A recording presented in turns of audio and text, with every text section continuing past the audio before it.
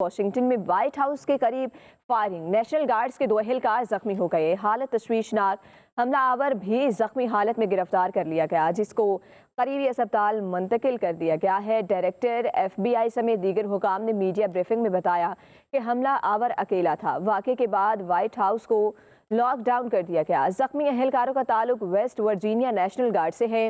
صدارتی حکم پر Washington DC میں تعینات کیا گیا تھا۔ گولیاں وائٹ ہاؤس کے ایک بلاک میں چلائی گئیں۔ امریکی صدر ڈونلڈ ٹرمپ واقعے کے وقت فلوریڈا میں تھے۔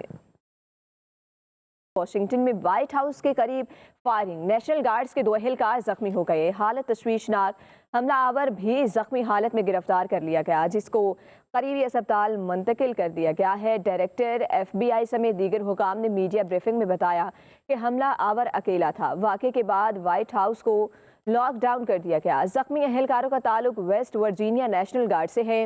صدارتی حکم پر واشنگٹن DC میں تعینات کیا گیا تھا۔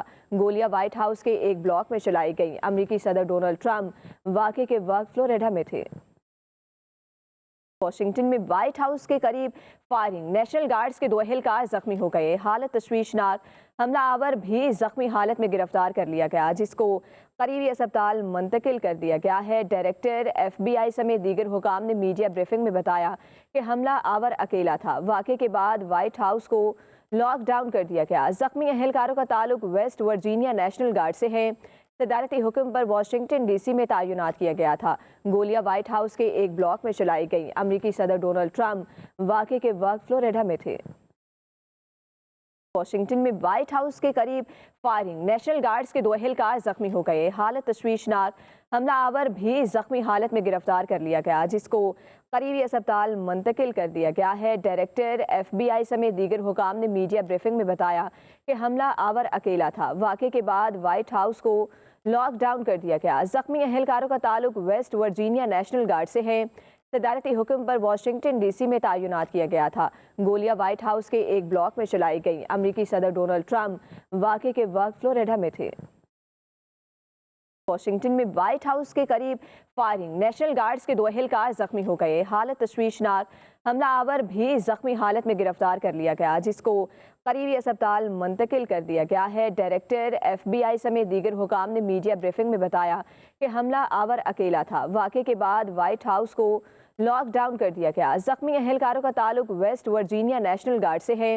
صدارتی حکم پر واشنگٹن DC میں تعینات کیا گیا تھا۔ گولیاں وائٹ ہاؤس کے ایک بلاک میں چلائی گئیں۔ امریکی صدر ڈونلڈ ٹرمپ واقعے کے وقت فلوریڈا میں تھے۔ واشنگٹن میں وائٹ ہاؤس کے قریب فائرنگ، نیشنل گارڈز کے 2 اہلکار زخمی ہو گئے۔ حالت تشویشناک، حملہ آور بھی زخمی حالت میں گرفتار کر لیا گیا، جس کو قریبی اسپتال منتقل کر دیا گیا ہے۔ ڈائریکٹر FBI سمیت دیگر حکام نے میڈیا بریفنگ میں بتایا کہ حملہ آور اکیلا تھا۔ واقعے کے بعد وائٹ ہاؤس کو لاک ڈاؤن کر دیا گیا۔ زخمی اہلکاروں کا تعلق ویسٹ ورجینیا نیشنل گارڈ سے ہے۔ صدارتی حکم پر واشنگٹن DC میں تعینات کیا گیا تھا۔ گولیاں وائٹ ہاؤس کے ایک بلاک میں چلائی گئیں۔ امریکی صدر ڈونلڈ ٹرمپ واقعے کے وقت فلوریڈا میں تھے۔